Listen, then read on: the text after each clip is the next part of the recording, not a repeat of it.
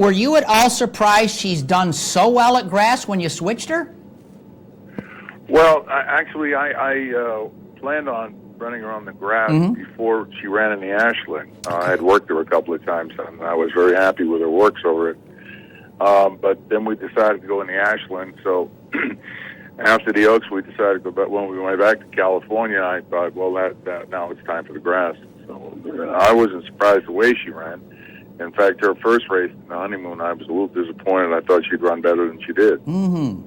Well, Jim, you're coming off a victory in the Grade 1 Del Mar Oaks, and we're going to be taking a look at that momentarily. And when we see her on the screen, she is number 4, third on the fence at the top of our screen. They're just about to enter the turn. Jim, if you would, talk about her performance in the Del Mar Oaks. Well, it was probably her most athletic performance because she got trapped down inside, and Victor tried to split horses, and when the opening closed, he was able to pull her through the inside, and she made a rather quick move and came through on the inside. It was tough. It was hard to watch because you didn't know what was going to happen. I thought we might have got stopped all the way down the stretch because the stretch out there is so short. But she overcame it, and I still consider that her best race, probably. At this particular point, did you have the Queen Elizabeth in mind? Was that the plan after this? Yes, it was. Yes, that was all I had in mind. I had a tendency to go from the Oaks to Chicago to run in a pucker up, but the purses were cut, and I decided not to go. And so we've just trained her up to this race. Well, thank you for that. Jim, the Oaks was on firm ground as her other two turf scores were. I'd like to ask you, do you have a gut feeling about her handling something less than firm ground? No. She is, as you can see in her races, she's handled everything we put her on. The only problem I would have with a softer ground is, if she wasn't used to it and she hurt herself, that would bother me.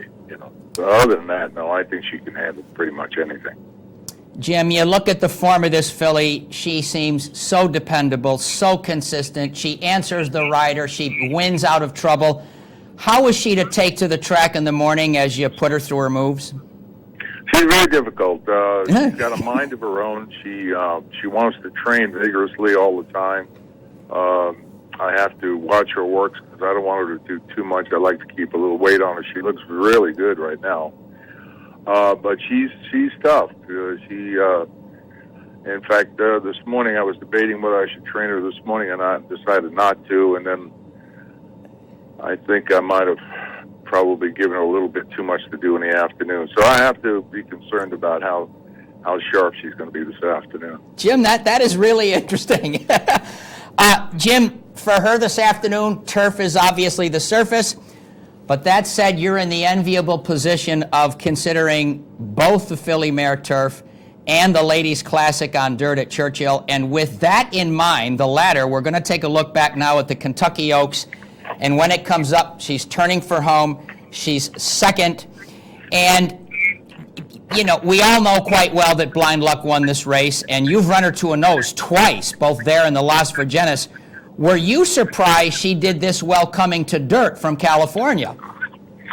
Well, I was asked that question before the Oaks. Okay. Do you think she'd handle the dirt? And my answer to it was the reason that we bought her was the way she worked on the dirt at OPS. So I figured she'd handle the dirt pretty good. And I think coming off the synthetic race in the Ashland, I think she was a lot fitter, or seemed to be a lot fitter for the dirt than she would have been if I had run her on the turf. Very, very interesting. Well, Jim, for my part, great to talk with you this morning. Here's Mark Cassano. Jim, good morning. Before we talk about your real nice grass horse, the usual QT, at this point, which Breeders' Cup races are you most considering for Evening Jewel? Well, the Ladies Classic and the Sprint. The Sprint was in the foreground. I'm leaning the other way now, but right now I'm concerned with today's performance, and then I'll make a decision. Mrs. Brawley and I will discuss it this evening at dinner, and we'll make up our mind tonight.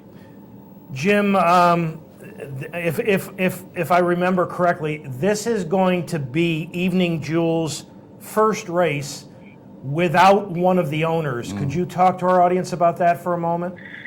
Yes, Tom died on September the 4th, and he'd been sick for a very long time. This filly kept him going, and that's no story. That's a fact. It's amazing how he rallied to come to the races to watch her run. But he passed after the Oaks. He was at the Oaks, and he passed about a week or 10 days later. And this is the first time we're going to run this filly without him. So it's meaningful. It's amazing what horses can do. All right, Jim, let's move to your very nice grass horse, the usual QT, as our audience watches the stretch run of his second in the Woodbine Mile, and he'll be rattling widest of all in the dark silk sere. Talk about how he's doing. He's doing really well. I'm quite happy with the way he shipped back. He worked about a week ago. The work was a little too fast. It was a little too fast to be this far off the Breeders' Cup, but he came out of it great. He's quite keen right now. So, having said that, I'm pretty sure we're going to go in the mile. I just got to talk to Victor and see if we can avoid doing what we did at Woodbine and moving too early. Yeah, I was going to ask you, Jim. I mean, the point you stressed to Victor before the race, because that stretch is so long, you told him, be patient, be patient, be patient. Was he patient enough? No, he wasn't. And I know he had some traffic to deal with, and we had to go very wide. But as long as the stretch is, you could almost wait until they straighten out, because they do kind of open up holes here and there. So he made his move, and then of course Court Vision got a very nice trip on the inside, and he was able to get by us. So I was disappointed. I was happy the way the horse ran, because he ran his race, but I was disappointed in the result. Jim, can he move forward enough to be competitive in the Breeders' Cup Mile?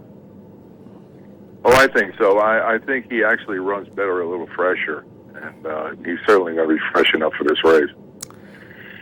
Before we let you go, my guess is you have to be thrilled with the Yankees' comeback last night. I'm going to tell you, man, I was over the top. I just, we were at dinner earlier, and I don't know, for some reason I wanted to dinner with a Texas fan and a Phillies fan. And I was taking garbage all night long. The Texas fan told me, by the time you get home, it'll be 10-0. So about 11 o'clock last night, I texted him, "Who's your daddy now?" Yeah.